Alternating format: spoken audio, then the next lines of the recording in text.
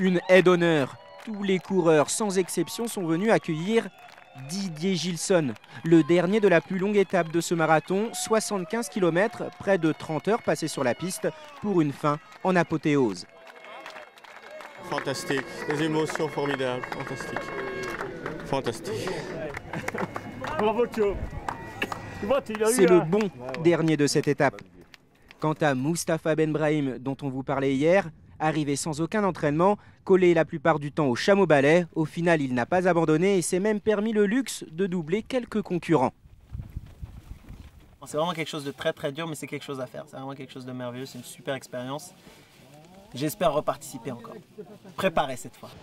Qui veut mon ampoule? Elle est pas belle mon ampoule. Qui veut une ampoule?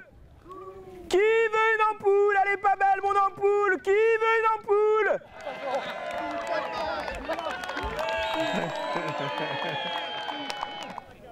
Bonjour, apparemment l'ampoule est un sujet sensible sur le bivouac du Marathon des Sables. Effectivement, personne ne veut de celle-ci. Ils en ont déjà tous une, voire plusieurs. Vous allez comprendre pourquoi. Et en la matière, voici la palme, ou plutôt l'ampoule d'or, sans aucun doute détenue par cet orteil. Des comme ça, t'en as vu beaucoup toi? Les docteurs de l'épreuve ont de quoi se friser la moustache. Grâce à cette japonaise, ils ont devant eux un cas d'école. On a vu des pieds pires que ça, mais là, l'ampoule en elle-même, elle est très très grosse quand même. Elle est belle là. Sous la tente médicale, les docteurs s'activent. C'est qu'ils ont du travail. Âme sensible, s'abstenir. Évidemment, ça chatouille un peu.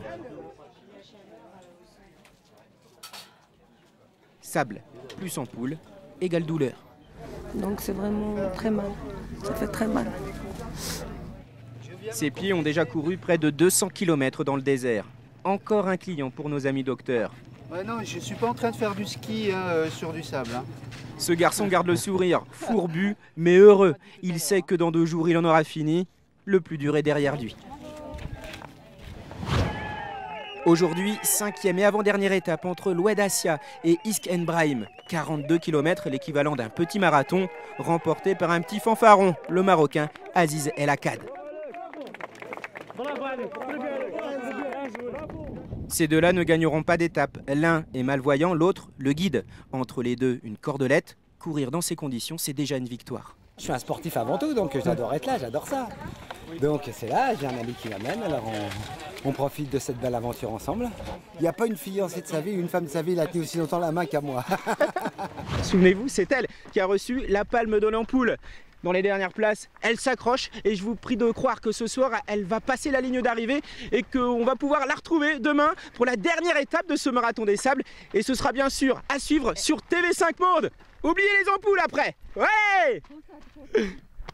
C'est cassé ou pas? C'est cassé. C'est pas. On sait pas.